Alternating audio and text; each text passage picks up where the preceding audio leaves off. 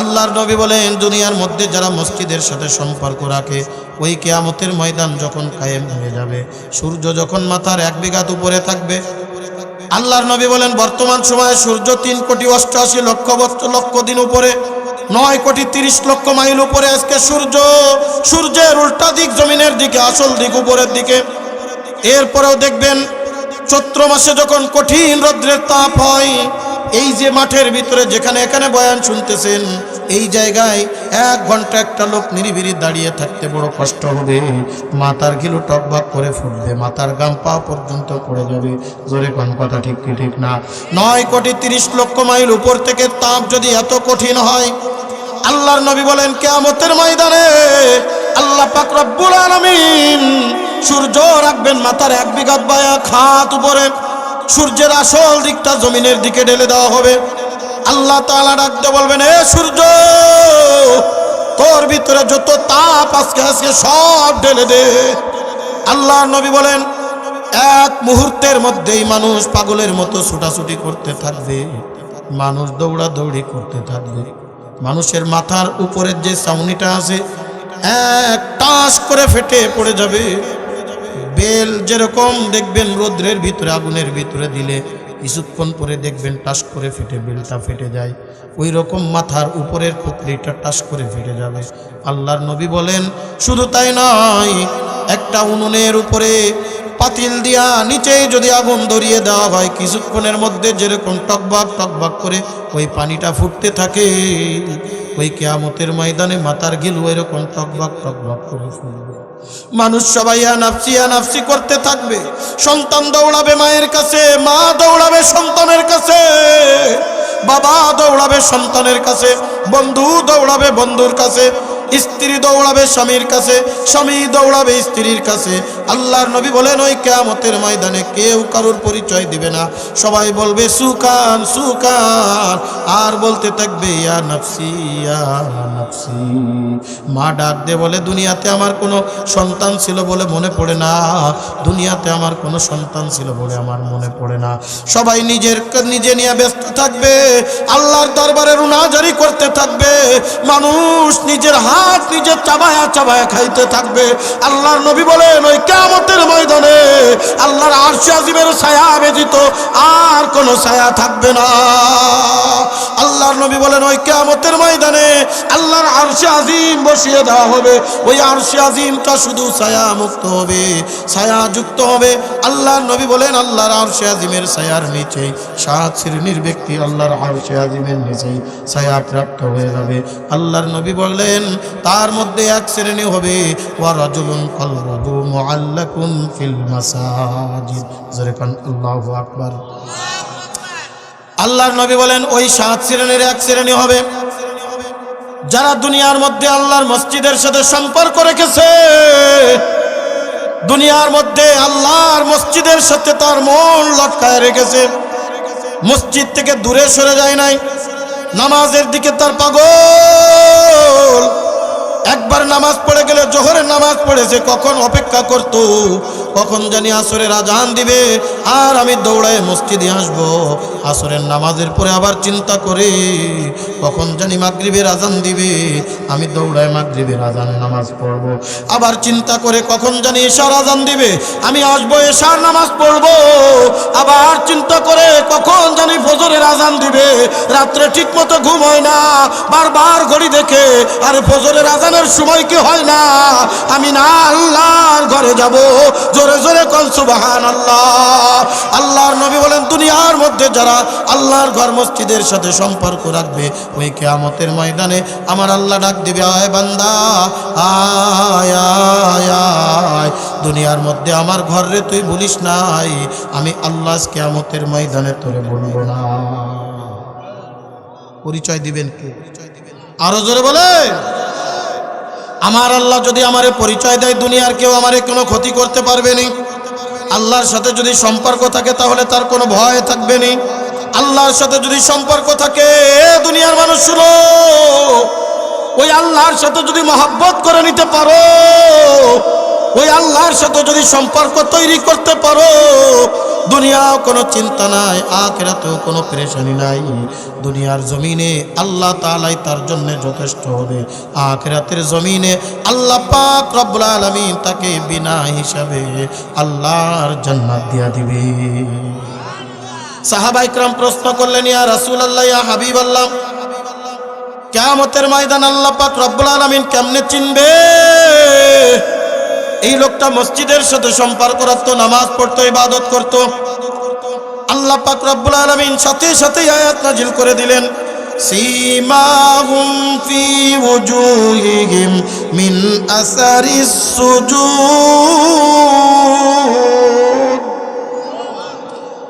আল্লাহর নবী ডাকতে বলেন, এ সাহাবীরা রে, বিরাট একটা ময়দানের মধ্যে যদি এক রঙের পশু ছেড়ে দেওয়া হয়, আর একটা পশু যদি এরকম রাখা হয়, যার কপালে, যার পেটে, পায়ে, যার হাঁটুতে, যার নাকের উপরে সাদা চিহ্ন দিয়ে দেওয়া হয়, এরকম যদি আর একটা পশু ছেড়ে দেওয়া হয়, আর যদি বলা হয় এই ময়দানের মধ্যে যত পশু আছে, বিকল্প ধরা একটা পশু আছে, ওই পশুটারে তুমি বাহির করে দেখাও, তোমাদের কাছে আমরা প্রশ্ন করি। আল্লাহর নবী বলেন, সাহাবা ইকরামদেরকে বলতেছেন, তোমাদের কাছে আমি প্রশ্ন করি, ওই পশুটা কি চিনতে বড় কঠিন হবে নাকি? আল্লাহর সাহাবীরা ডাক দিয়ে বলেন, ইয়া রাসূলুল্লাহ, ইয়া হাবিবাল্লাহ, কোশ্চিনকালেও কঠিন হবে না, এক দেখার সাথেই বুঝে আসবে এইটা একটু চক্রা বক্রা, এইটা একটু অন্য জাতের, এইটা একটু অন্য রকম। আল্লাহর নবী বলেন, আল্লাহ পাক রব্বুল আলামিন ইরশাদ করে দিয়েছেন, এই দুনিয়ার জমিনের মধ্যে যারা আল্লাহ তাআলার ইবাদত বন্দেগী করছে, যারা মসজিদের সাথে সময় লাগিয়েছে, যারা মসজিদের সাথে মেহনত করেছে, যারা মসজিদের সাথে সময় লাগিয়ে দিয়েছে, আল্লাহ তাআলা কিয়ামতের ময়দানে সিজদা অবনত হইতে গেলে যতটা জায়গা আল্লাহর কুদরত মাটির সাথে সম্পর্ক লাগে, আল্লাহ পাক রব্বুল আলামিন প্রত্যেকটা জায়গায় তার নূর চমকায়া দিবে। আলো বাইর হইতে থাকবে, আলো বাইর হইতে থাকবে। বলেন তো, মানুষ যখন সেজদায় যায় তখন কয়টা জায়গা মাটির সাথে লাগে? 8টা। কয়টা? 8টা জায়গা। 2 হাত 2 পা, 2 হাত 2 পায়ের হাঁটু, তারপরে 2 পায়ের যেই বুড়ি আঙ্গুলের গোড়া, কয়টা হলো? 6টা হলো। 2 হাত 2 হাঁটু 2 পায়ের আগা, নাক এবং কপাল, এই 8টা জায়গা মানুষ সেজদা দেয়। এর একটা জায়গা যদি সেজদার সময় উঠানো থাকে, তাহলে ওই লোকটার নামাজ হয় না, ওই লোকটার নামাজ আবার দোহরায় পড়ানো লাগে। জোরে কোন কথা ঠিক কি ঠিক না? আল্লাহর নবী বলেন, এই 8টা স্থান থেকে আল্লাহ পাক রব্বুল আলামিন নূর চমকায়া দিবেন। সুবহানাল্লাহ কন্না। আল্লাহ পাক রব্বুল আলামিন এই 8টা স্থান থেকে এমন ভাবে নূর চমকাবে, এ বান্দা দেখেন না, মাঝে মধ্যে ওই যে বিভিন্ন গান বাজনা হয়, বড় বড় অনুষ্ঠান হয়, অনুষ্ঠানের ভিতরে দেখবেন মিউজিক বাতি লাগানো থাকে, ইলিক ঝিলিক বাতি লাগানো থাকে। আল্লাহ তাআলা কিয়ামতের ময়দানকে সাজাবেন এই নামাজি বান্দার সিজদার স্থান দিয়া। এই সিজদার স্থান থেকে এমন ভাবে নূর চমকাইতে থাকবে, পুরা কিয়ামতের ময়দান আলোকিত হয়ে যাবে। আমার আল্লাহ ডাকতে বলবে, বান্দা, এই দুনিয়ার জমিনের মধ্যে যখন সবাই আমারে ভুইলা গেছিল, এই দুনিয়ার জমিনের মধ্যে তুমি আমারে ভুলো নাই। ওই যে ফজরের সময় সকাল বেলায় কঠিন শীতের মধ্যে মুয়াজ্জিন ডাকছিল, হাইয়া আলাস সালাহ, হাইয়া আলাল ফালাহ, আসসালাতু খায়রুম মিনান নাওম। এ বান্দা আয়, আয় নামাজের দিকে আয়, বান্দা ইবাদতের দিকে আয়, বান্দা আয় কামিয়াবির দিকে আয়। ও বান্দা, ঘুমের থেকে নামাজ উঠতাম যখন সমস্ত মানুষ ঘুমিয়েছিল, ও বান্দা তুমি ঘুমাও নাই। বান্দা তুমি সকাল বেলায় ঘুম থেকে উঠিয়া লেপ কম্বলের বুকে লাথি মারিয়া, বান্দা ঠান্ডা পানি দিয়া ওযু করিয়া, ও বান্দা তুমি মসজিদে চলে আসছো, আমার কুদরতি পায়ে সিজদা দিয়েছো। দুনিয়ার সব আজকে তোরে ভুইলা যাইতে পারে, মা তোরে ভুলতে পারে, বাবা তোরে ভুলতে পারে, তোর বন্ধু তোরে ভুইলা যাইতে পারে, তোর সন্তান তোরে ভুইলা যাইতে পারে। আমি আল্লাহরে যেমন সকালে তুই বলস নাই, আমি আল্লাহ আজকে তোরে বলতে পারি না। আয় বান্দা আয়, আয়। আল্লাহ তাআলা তার নিজ কুদরতি হাতের উপরে সওয়ার করায়া ওই বান্দাকে আল্লাহর আরশে আজিমের নিচে ছায়া দিয়া দিবে। আল্লাহর নবী বলেন, যেই বান্দা একবার আরশে আজিমের কদমের নিচেই ছায়া প্রাপ্ত হয়ে যাবে। কঠিন গরমের মধ্যে এয়ার কন্ডিশন রুমের ভিতরে যাওয়ার পরে একজন বান্দা যেরকম আরাম পায়, একজন বান্দা যেরকম শান্তি পায়, আল্লাহর নবী বলেন ওই বান্দা আমার ওই উম্মত তার থেকে বড় শান্তি পাবে। জোরে জোরে কোন সুবহানাল্লাহ। বুজুর্গি কি নেহি हमको जरूर गुलाम अपना बना ले ऐ खुदाया, गुलाम अपना बना ले ऐ खुदाया। तू कुजा ओ सुन्नते अहमद कुजा बा मोहम्मद कई बुवद निस्बत तुरा, बा मोहम्मद कई बुवद निस्बत तुरा। जोरे कोन अल्लाहु আকবার। এই জন্য আল্লাহর ইবাদত করা দরকার আছে না নাই? মসজিদের সাথে সম্পর্ক রাখার দরকার আছে না নাই? আমি আপনাদের এলাকায় এসে মসজিদটা দেখলাম, এলাকার মানুষ, এলাকাটা অনেক জীর্ণ শীর্ণ এলাকা। আমার গাড়ি নামাইছে আজকে একেবারে মাঠের ভিতর দিয়া। মাঠের ভিতর থেকে হাঁটতে হাঁটতে আমি আসলাম জীর্ণ শীর্ণ একটা ঘর, মাদ্রাসা, মসজিদ। আলহামদুলিল্লাহ আপনারা কাজ শুরু করে দিয়েছেন, আল্লাহর অসংখ্য শুকরিয়া, অগণিত শুকরিয়া। বান্দা আজকে আমি বাড়ি করলাম, গাড়ি করলাম, সব কিছু আমি রেখে চলে যাব। এই মসজিদও কিয়ামতের ময়দানে আমার জন্য সুপারিশ করতে থাকবে। জোরে জোরে কোন সুবহানাল্লাহ। বুখারী শরীফের হাদিস, বন্ধু গভীর মনোযোগ। কিয়ামতের ময়দান যখন শুরু হয়ে যাবে, আল্লাহ পাক রব্বুল আলামিন যখন বিচার কার্য শুরু করবেন, আল্লাহ তাআলা দেখবেন আসমানের মধ্যে ওই যে শুরুতেই বলছিলাম তুলার নাই উঠতে থাকবে কয়টা জায়গা? তিনটা। জোরে বলেন কয়টা? তিনটা জায়গা, তার মধ্যে একটা মসজিদ। আল্লাহ তাআলা ডাকতে বলবেন, এ জিবরাইল, কি উড়ে বেড়ায় একটু দেখো, কি উড়ে বেড়ায় একটু দেখো। হযরতে জিবরিল আমিন ডাকতে বলবেন, ইয়া রাব্বাল আলামিন, এইটা তো তোমার ওই দুনিয়ার মধ্যে ঘর, যে ঘরে বান্দারা তোমার ইবাদত করতো আর বন্দেগী করতো। আল্লাহ তাআলা ডাকতে বলবেন, যাও আমার মসজিদকে বলো জান্নাতের মধ্যে চলে যাইতে।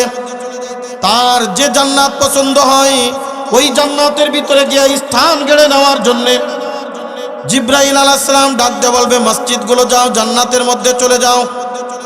মসজিদটাই সেখানে দাঁড়িয়ে থাকবে। আল্লাহ তাআলা ডাকতে বলবেন, এ কি ব্যাপার, তুমি যাও না কেন? মসজিদের জবান খুলে যাবে। আল্লাহ তাআলার কাছে ডাকতে বলবে, ও মালিক রব্বুল আলামিন, আমি মসজিদ জান্নাতে যেতে পারি, তবে আমার একটা শর্ত আছে।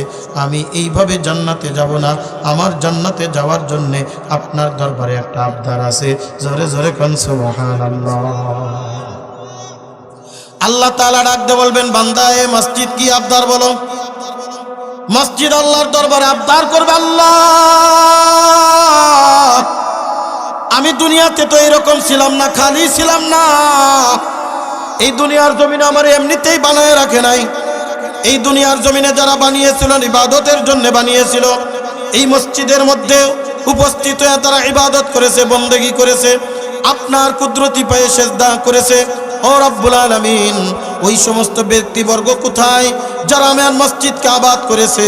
তাদেরকে আমার সামনে হাজির করবেন, তাদেরকে আমার ভিতরে দিয়া পরিপূর্ণ করে দিবেন। আমি তাদেরকে নিয়া আল্লাহ তোমার জান্নাতে যাব। জোরে জোরে কোন সুবহানাল্লাহ। আমার আল্লাহ ডাকতে বলবেন, যাও ও জিবরিল, দেখ কোন মসজিদে কোন বান্দা ইবাদত করেছে, ওই বান্দার ওই মসজিদের ভিতরে ঢুকা, ওই বান্দা যেন মসজিদের ভিতরে প্রবেশ করিয়া আমার জান্নাতে যাইতে পারে। এই কারণে আল্লাহর নবী ডাকতে বলেন, আউয়ালু মা ইউহাসাবু বিহিল আবদু ইয়াউমাল কিয়ামাতিস সালাহ। কিয়ামতের ময়দানে আল্লাহ তাআলা যত হিসাব নেবেন, সব থেকে প্রথম হিসাব নেবেন কি? আরো জোরে বলেন কি? নামাজের হিসাব যখন হবে, এ বান্দা তুমি কি নামাজি ছিলে? বলে হ্যাঁ। কোন মসজিদে পড়তা? বলে এই মসজিদে পড়তাম। যা তুই মসজিদে যা। তুমি কোন মসজিদে পড়েছো? বলে আমি ওই মসজিদে পড়ছি। বলে যা, জান ওই মসজিদে যা। তুমি কোন মসজিদে পড়েছো? বলে আমি অমুক মসজিদে পড়েছি। যা, তুমি অমুক মসজিদে যাও। এইভাবে যারা নামাজি বান্দা আল্লাহ তাআলা তাদেরকে প্রথম হিসাব দিয়ে মসজিদের ভিতরে প্রবেশ করাবে।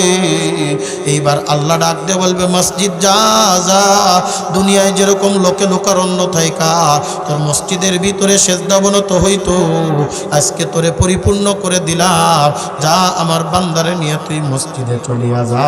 জোরে জোরে কান সুবহানাল্লাহ।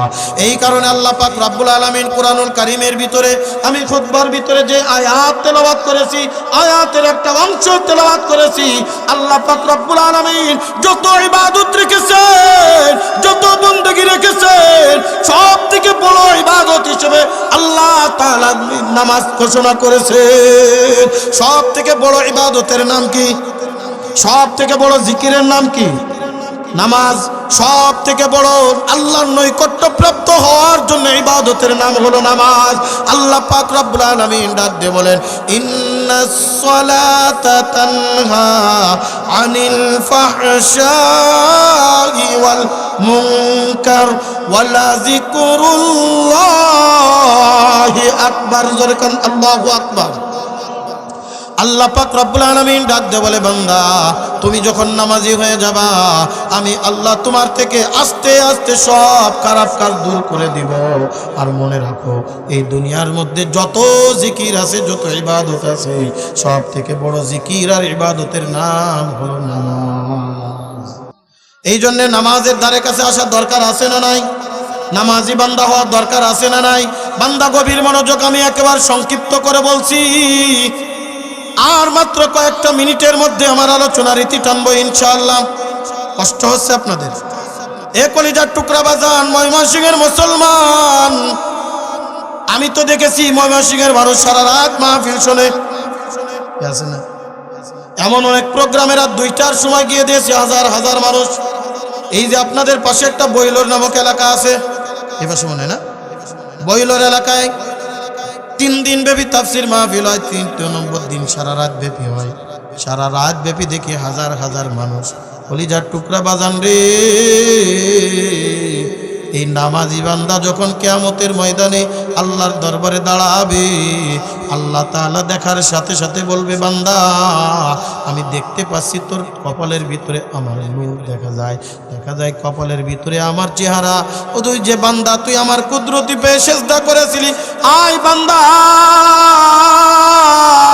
দুনিয়ার মধ্যে আমারে ভুলিস নাই, আজকে আমি তোরে ভুলবো না, আয় আমি আল্লাহ তোরে জান্নাত দিব। এই কারণে আল্লাহর নবী সাল্লাল্লাহু আলাইহি ওয়াসাল্লাম ইসলাম গ্রহণ করার পরে একজন মানুষকে সর্বপ্রথম আদেশ করতেন, যাও বান্দা আল্লাহর কুদরতি পেয়ে সেজদা দাও, যাও বান্দা নামাজি হও। কারণ বান্দা যখন নামাজি হয়ে যাবে, অন্যান্য ইবাদত শুদ্ধ করে দিবেন কে? আরো জোরে বলেন কে? আল্লাহ পাক রব্বুল আলামিন বলেন, ইন্নাস সালাতা তানহা আনিল ফাহশাই ওয়াল মুনকার।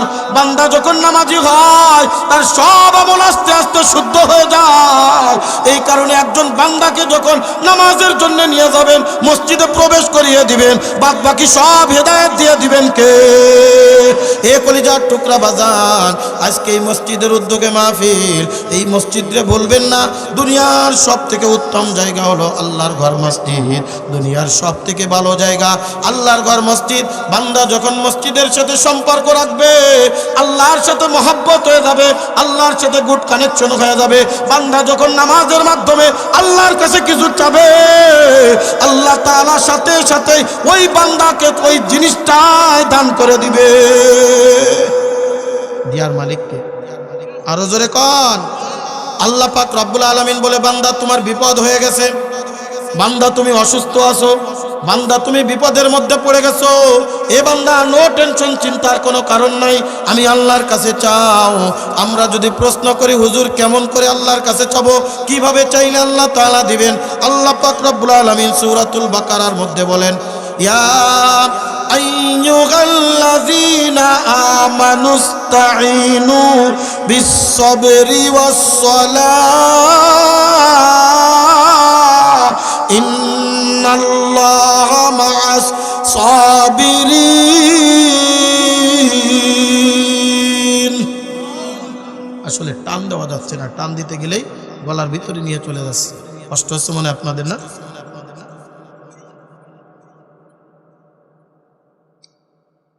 একটা মাহফিল হাজার হাজার টাকা খরচ করে করে, বক্তা আনে, কিন্তু মাইকের কারণে পুরা মাহফিলটা শেষ করে ফেলে। এই কথা ঠিক না? এজন্য তাদেরকেও বোঝা উচিত, আমি পারবো না সেটা নেব কেন? আল্লাহ হেফাজত করুন, বলেন আমিন। আল্লাহ পাক রব্বুল আলামিন কোরআনুল কারীমের মধ্যে ডাক দিয়ে বলেন, বান্দা তুমি আমার কাছে কেমন করে চাইবা বলো।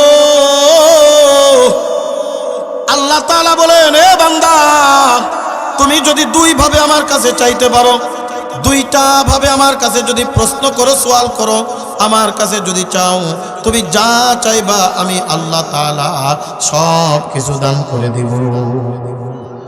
এইবার যদি প্রশ্ন করে হুজুর কেমন করে চাবো, আল্লাহ তাআলা নিজেই বলছেন, ওয়াস্তাঈনু বিস-সাবরি ওয়াস-সালাম। এক নম্বরে বান্দা আমার কাছে চাইবা, সেটা হলো সবরের মাধ্যমে, ধৈর্য ধারণের মাধ্যমে। আল্লাহ তাআলা তোমাকে দুনিয়ার মধ্যে যদি কোনো বিপদ দেয়, মুসিবত দেয়, হাউতাস নয়, বরং ধৈর্য ধারণ করো। আর দ্বিতীয় নম্বর, বান্দা তুমি আমার কুদরতি পেয়ে সেজদায় পড়ে যাও, বান্দা তুমি নামাজি হয়ে যাও, বান্দা তুমি ইবাদত গুজার হয়ে যাও, বান্দা তুমি আমার কুদরতি পেয়ে সেজদা দাও, আমার কাছে চাও, আমি আল্লাহ তাআলা তুমি যা চাইবা আমি তাই দিয়া দিব। জোরে জোরে কোন সুবহানাল্লাহ। বাস্তব একটা ঘটনা, বুখারী শরীফের হাদিস। আল্লাহর নবী সাল্লাল্লাহু আলাইহি ওয়াসাল্লামের কাছে এক সাহাবী দৌড়ায় চলে আসছে, ইয়া রাসূলুল্লাহ, ইয়া হাবিবাল্লাহ, আমি বড় অভাবের ভিতরে পড়ে গিয়েছি। বর্তমান সময়টাই এমন যাচ্ছে, বড় কাজকর্ম নাই, আশেপাশেও কোনো কাজকর্ম পাইতেছি না, সারাদিন ঘুরি কিন্তু কেউ কারোর বাড়িতে কাজে নিচ্ছে না। আর আমি একজন দিনমজুরি মানুষ, কাজ করব না করলে আমি খাইব কি? আজ 3 দিন পর্যন্ত হয়ে গেল, এক বেলা খাইলে 2 বেলা খাইতে পারি না। আমার বাড়িতে ছোট্ট ছোট্ট 2টা বাচ্চা আছে, আমার বিবি আর আমি। ইয়া রাসূলুল্লাহ, ইয়া হাবিবাল্লাহ, আজকে সারাদিন কোনো কাজ পাই নাই, সারাদিন সন্তানের না খাওয়া, সারাদিন আমার বিবিও না খাওয়া, আমিও না খাওয়া।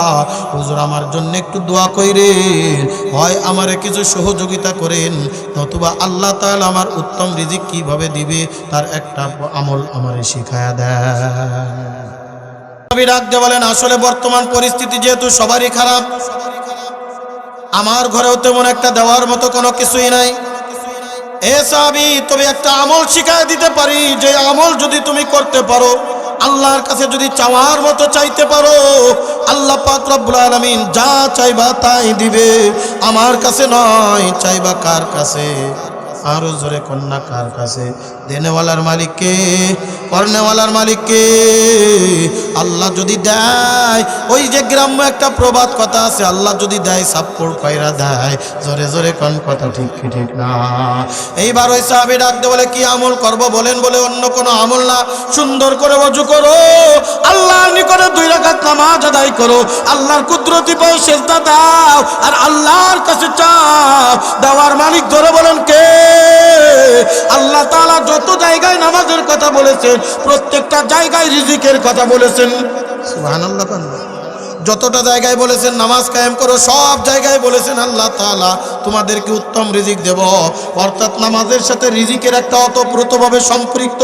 বান্দা তুমি অভাব অনটনের ভিতরে পড়ছো, বান্দা তুমি বিপদে পড়ে গেছো, আল্লাহর কুদরতি পায়ে সিজদা দিয়ে দাও, আল্লাহ তাআলা তোমার বিপদ আপদ বালা মুসিবত দূর করে, অভাব অনটন দূর করে, এই দুনিয়ার মধ্যে শান্তি দান করে দিবে। কলিজার টুকরা বাজান, ওই সাহাবী চলে গেলেন, সুন্দর করে ওযু করলেন, 2 রাকাত নামাজ আদায় করলেন। আমার কথা নয়, বুখারী শরীফের হাদিস। ওই সাহাবী চলে গেছে, বাসায় গিয়া ডাক দেওয়াছে, বিবি খাবারের কোনো ব্যবস্থা হইল? কারণ দিবেন কে? আরো জোরে কোন, দিবেন কে? আল্লাহ। ওই সাহাবী দৌড়া চলে গেছে, ও বিবি খাবারের কোনো ব্যবস্থা হলো?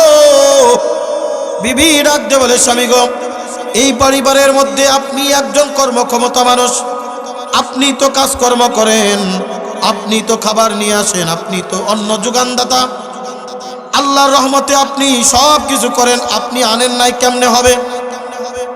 ওই সাহাবী আবার চলে আসছে, ইয়া রাসূলুল্লাহ, ইয়া হাবিবাল্লাহ, আপনি না কইলেন নামাজ পড়ে আল্লাহর কাছে দোয়া করো, আল্লাহ তাআলা তোমার রিজিকের ফয়সালা করবে।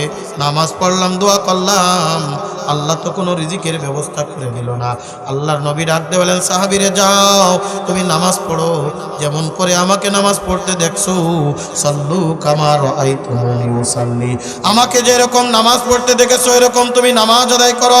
আবার ওই সাহাবী গেলেন 2 রাকাত নামাজ আদায় করলেন, সুন্দর করে ওযু করে 2 রাকাত নামাজ আদায় করলেন, আবার বাড়ির দিকে রওনা দিয়ে গেলেন। বিবির কাছে ডাকতে বলে, বিবি খাবারের কোনো ব্যবস্থা হলো? বিবি এইবার একটু রাগ হয়ে গেছে, স্বামী তোমার কি পাগল হয়ে গেছো? তুমি না কোনো কাজ কর্ম করো নাই, তুমি তো খাবার সাথে করে আনো নাই, তাহলে খাবারের ব্যবস্থা কেমনে হবে? ওই সাহাবী মন কালা করে এবার চলে আসছে আল্লাহর নবীর কাছে, ইয়া রাসূলুল্লাহ, ইয়া হাবিবাল্লাহ, আমি তো বাড়ির দিকে যাইতে পারতেছি না, আমরা 2 জন মানুষ একটু বড় আছি, কিন্তু আমাদের 2টা সন্তান, ছোট্ট 2টা বাচ্চা, নিষ্পাপ মাসুম বাচ্চা, আমি দেখলাম ক্ষুধার যন্ত্রণায় কাতর, আমি যখন ঘরের ভিতরে ঢুকবো সন্তানেরা এক দৌড় দিয়া চলে আসছে, বাবা মনে হয় আমাদের জন্য খাবার নিয়ে আসছে। ওগো আল্লাহর নবী, আমি তো কিছুই নিয়ে যাইতে পারি নাই, আমি আপনার কথা মতো নামাজ পড়লাম, দোয়া করলাম, কোনো খাবারের ব্যবস্থাও হলো না। আল্লাহর নবী ডাকতে বলেন, ও সাহাবী রে, আল্লাহর ওয়াদা, আল্লাহর ওয়াদা, বান্দা যখন নামাজের মাধ্যমে আল্লাহর কাছে চাইবে, আল্লাহ তাআলা ওই বান্দারে দান করবে। আল্লাহর কথা কোনোদিন মিথ্যা হইতে পারে না। ও সাহাবী, যা যা যা, নামাজ পড়ার মতো পড়ো, আল্লাহর কাছে চাও, দেয়ার মালিককে। ওই সাহাবী আবার দৌড়া চলে গেছে, সুন্দর করে ওযু করলেন, আগের মতো এত খুশি না, কারণ 2 বার পড়ছে, হয় নাই। একটা কাজ যদি বারবার করার পরে না হয়, আবার দিচ্ছে, তাহলে কি খুশি মনে করে না বেজার মনে করে? বেজার মনে, চোখের ভিতরে পানি। নামাজ পড়লেন, কঠিনভাবে 2 রাকাত নামাজ আদায় করলেন, নামাজ পড়ে যাই নামাজের উপরে বসছেন, নামাজ পড়ে বসে আল্লাহর দরবারে হাত তুলে ফেলেছেন, আল্লাহ তুমি তো রহমান, তুমি রহিম, তোমার আর একটা নাম আছে রাজ্জাক, তুমি তো রিজিক দাতা। ওগো আল্লাহ, কোরআনের কতটা জায়গায় বলেছো তুমি নামাজ পড়ো রিজিক দিবা, তুমি সম্মানিত রিজিক দান করবা তুমি। বান্দা আমি আল্লাহ, আমি তো 1 বার 2 বার হয়ে গেল, এইবার দিয়ে 3 বার নামাজ আদায় করলাম, আপনার দরবারে জরুরত পেশ করলাম। ও মালিক রব্বুল আলামিন, তুমি যদি আজকে আমার রিজিকের ফয়সালা না করে দাও, আমি আমার সন্তানের কাছে কেমন করে মুখটা দেখাবো? আল্লাহর কাছে ডাকতে বলে, মালিক রব্বুল আলামিন, তোমার দিলে কি দয়া লাগে না? তোমার দিলে কি মায়া লাগে না? ওগো আল্লাহ, আমাদের উপরে যদি দয়া না লাগে, মায়া না লাগে, ওই যে আমার 2টা নিষ্পাপ সন্তান, ওদের মুখের দিকে তাকিয়ে হলেও আমাকে রিজিকের ফয়সালা করে দাও। এইভাবে আল্লাহর দরবারে রুনা জারি করে আর চোখের পানি ফেলায়া ফেলায়া আল্লাহর দরবারে দোয়া করে, আল্লাহর দরবারে দোয়া করে হাত মুছিয়া এইবার মুখটা কালা করিয়া মাথা নিচের দিকে দিয়া বাড়ির ভিতরে প্রবেশ করতেছে। রে বাজান, হাদিসে পাকের ভিতরে আসছে, ওই সাহাবী আর তখন উৎফুল্ল মনে আর বাড়ি প্রবেশ করে নাই, মুখটা বড় বেজার। আগে 2 বার গিয়েছি, স্বামী স্ত্রীর কাছে বলেছিলাম খাবারের ব্যবস্থা হলো, স্ত্রী তো 2য়-বার আমার উপরে রাগ করে বসলো। এখন যদি বলি খাবারের ব্যবস্থা হলো না, যদি থাকে তাহলে তো আমাকে হয়তো বা পিটাবে, আমার সাথে বেশি কথা বলবে, খারাপ কথা বলবে। না, কিছুই বলে নাই। ঘরের ভিতরে যখন ঢুকতে যাবে, তাকায় দেখে বাড়ির উঠানের ভিতরে যে চুলাটা ছিল, ওই চুলাটা দাউ দাউ করে জ্বলে। বিবি একটা পাতিল ওই চুলার উপরে রাখিয়া আটা দিয়া রুটি বানায়া ওই রুটি আগুনের তাপ দিয়া সেকতেছে। জোরে কোন সুবহানাল্লাহ। স্বামী ডাকতে বলে, বিবি কো খাবার কোনে পাইলাই, রুটি আর আটা কোনে পাইলা? বিবি একটা দৌড় দিয়া চলে আসছে, স্বামী আল্লাহর কুদরত জাহির হয়ে গেছে। ও স্বামী, ওই যে গম পিসার জন্য আমাদের বাড়িতে যে জাতা কলটা ছিল, জাতা কল চেনেননি আপনারা? এখনকার সময় তেমন একটা দেখা যায় না। আগে এই যে মুরব্বী যারা আছে তারা দেখছে, আমাদের বাড়িতেও আমাদের একটা পুরাতন জাতা কল ছিল, আমি দেখেছি ছোট্টকালে। ওই জাতা কলটা এখন আর দেখি না, কে জানি হয়তোবা নষ্ট করে ফেলে আছে। জাতা কল এরকম 2টা পার্ট থাকে, 2টা পার্ট আলাদা করা যায়, গম বা কিছু দিয়া ছোট্ট একটা ছিদ্র আছে, ছিদ্রের ভিতরে দিয়ে আর একটা ছিদ্র দিয়ে এরকম ভাবে ডলা রাখতো। যতক্ষণ ডলবেন আস্তে আস্তে ওখান থেকে পিসা আটার ময়দা বাইর হইতো। ডাক দে বলে, স্বামী গো, আমাদের ঘরের ভিতরে যে জাতা কলটা রাখা, তাকায় দেখি হঠাৎ করে জাতা ঘোরা শুরু হয়ে গেছে। যেরকম আল্লাহু আকবার। ওই জাতার ভিতর থেকে কোনো গম দেওয়া লাগে না, কিচ্ছুই দেওয়া লাগে না। ওই জাতার ভিতর থেকে অটোমেটিক আটা বাইর হয়। আমি সেখান থেকে আটা নিলাম, পানি দিয়া সেনে আমি রুটি বানাইলাম। ওই সাহাবী চোখের পানি টপ টপ টপ টপ করে ফেলায়। আল্লাহ তাআলা নামাজের কুদরত জাহির করে দিছে। ডাক দিয়ে বলে, স্বামী স্ত্রী গো, কয়টা রুটি বানাইছো? বলে এই কয়টা। বলে নাও আমার কাছে দাও। আমি যখন আল্লাহর নবীর কাছে গিয়েছিলাম, আল্লাহর নবীও বলেছিল তার ঘরে কিছু নাই, আমি একা একা খাবো না, চলো আমি আল্লাহর নবীর কাছে যাব, আল্লাহর নবীরে দিব, তারপরে আমার পেটের ভিতরে দিব। জোরে কন্যা সুবহানাল্লাহ। আল্লাহর নবী মসজিদে নববীর ভিতরে বসা। হাদিসে পাকের ভিতরে আসছে, ওই সাহাবী যখন রুটির তৈলা নিয়া আল্লাহর মসজিদে নববীর ভিতরে ঢুকে, আল্লাহর নবী মুস্কি মুস্কি আসে আর দেখে চোখের কোণার ভিতরে একটু পানি জমে আছে। ওই সাহাবী একটু দিলে দিলে ভয় পেয়ে গেলেন। আল্লাহর নবীকে তো এরকম কোনোদিন দেখি নাই, কতবার আল্লাহর নবীর কাছে এসেছি, এরকম পরিস্থিতিতে কোনোদিন পড়ি নাই। ওই সাহাবী দৌড়ায় চলে গেছেন আল্লাহর নবীর কাছে, ভীত সন্ত্রস্ত হয়ে গেছে, কিছুই বলতেছেন না, কথা বলেন না। আল্লাহর নবী ডাক দিয়ে বলে, সাহাবী রে, কই আমার রুটি কই? আল্লাহু আকবার। আমার রুটি কই, আমার রুটি কই? সাহাবী তো বড় অবাক। আমি যে তাওজুরের জন্য রুটি আনছি এই কথা কে জানালো? আমি ছাড়া তো আর কেউ জানে না, প্রতিমধ্যে কাউরে তো আমি দেখাই নাই, রাস্তায় কারোর সাথে আমার দেখাও হয় নাই, কে জানালো? একেবারে অবাক দৃষ্টিতে আল্লাহর নবীর দিকে তাকিয়েছিলেন। আল্লাহর নবী ডাক দিয়ে বলে, হে সাহাবী, কি জন্য আমার দিকে তাকিয়ে আছো? আমি তো গায়েবের খবর জানি না, আল্লাহ তাআলা আমারে জানান। জোরে কোন কথা ঠিক কিনা? তুমি যখন রুটি নিয়ে বাড়ির থেকে বাইর হয়েছো, ওই সময় জিবরিল আমিন খবর দিয়া দিছে, আপনার অমুক সাহাবী আপনার জন্য রুটি আনছে। সাহাবী, কি তুমি জানো এই রুটিটা সাধারণ দুনিয়ার রুটি না, এই আটা সাধারণ দুনিয়ার আটা না, এই আটা হলো আল্লাহর পক্ষ থেকে জান্নাতি আটা। জোরে জোরে কোন সুবহানাল্লাহ।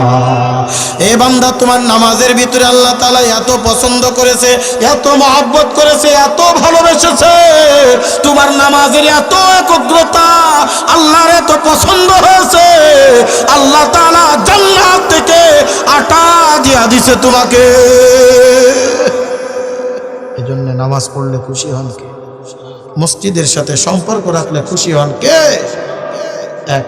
2 নম্বর কথা, মাত্র 2-3 মিনিট আর সময় নেব, কষ্ট হয় আপনাদের?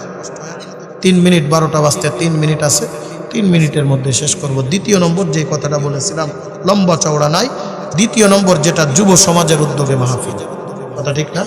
এই যুবকদের জন্য একটা কথা মাত্র বলবো, যে হাদিসটা আমি পাঠ করেছি, আল্লাহর নবী বলেন কিয়ামতের ময়দানে 7 শ্রেণীর লোক আল্লাহর জান্নাতে যাবে, বলছিলাম না? তার মধ্যে একটা কি বলছিলাম? ওয়ারাজুলুন কলবুহু মুআল্লাকুন ফিল মাসাজিদ। ওই বান্দা, যেই বান্দা মসজিদের সাথে সম্পর্ক রেখেছে। আল্লাহর নবী বলেন আরেকটা শ্রেণী আল্লাহর আরশে আজিমের নিচে ছায়া প্রাপ্ত হবে। ওয়াশাবুন নাশাউ ফি ইবাদাতিল্লাহ। ওই যুবক যৌবনকালে যে আল্লাহর ইবাদত করেছে, বন্দেগী করেছে। আজকে যৌবনকালে আমরা মোবাইলের পাগল, আজকে যৌবনকালে আমরা হারামের পাগল, আজকে যৌবনকালে আমরা দুনিয়ার নাজ নিয়ামতের ভিতরে পাগল।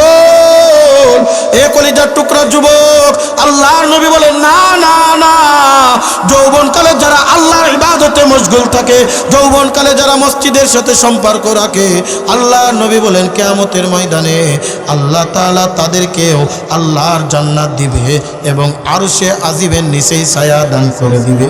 জোরে কন্যা সুবহানাল্লাহ। এই জন্য কলিজার টুকরা যুবক, তোমরা আসো। আজকে যেমন মাহফিলের আয়োজন করেছো, আজকের থেকে আমরা কি নিয়ত করতে পারি, হুজুর এই যে মসজিদের উদ্যোগে মাহফিল, মসজিদের কাজ চলে, জীর্ণ শীর্ণ অবস্থায় আপনারা নামাজ পড়ছেন, এই মজলিসের মধ্যে যে কয়জন আসি না কেন, আজকে যে আলোচনাটা শুনলাম, যতটুক পর্যন্ত ভাঙ্গা কণ্ঠে, ভাঙ্গা মাইকে, একেবারে ভাঙ্গা মজলিসে যতটুক পর্যন্ত আলোচনা করলাম, আমি কি বুঝাইতে পেরেছি নামাজ গুরুত্বপূর্ণ নাকি অগুরুত্ব? নামাজের দাম আছে না নাই? নামাজ পড়া দরকার আছে না নাই? মসজিদের সাথে সম্পর্ক রাখা দরকার আছে না নাই? এই জন্য এই মজলিসের মধ্যে আমরা যে কয়জন আছি, আমরা কি একটা নিয়ত করতে পারি না, হুজুর আজকের থেকে যত অন্যায় করেছি, অবিচার করেছি, খাস দিলে তওবা করলাম, আজকের থেকে নিয়ত করলাম নামাজ ছাড়বো না, ইবাদত ছাড়বো না, বন্দেগী ছাড়বো না, এরকম কে কে নিয়ত করতে পারেন? আল্লাহু আকবার বলে হাত উঠান, আল্লাহু আকবার বলে হাত উঠান। আল্লাহ কবুল আর মঞ্জুর করে নেন, বলেন আমিন। আল্লাহ তাআলা আমাদের সবাইকে মসজিদের সাথে, দ্বীনের সাথে, ইসলামের সাথে সম্পর্ক রেখে অন্ধকার কবরে যাওয়ার তৌফিক দান করেন, বলেন আমিন।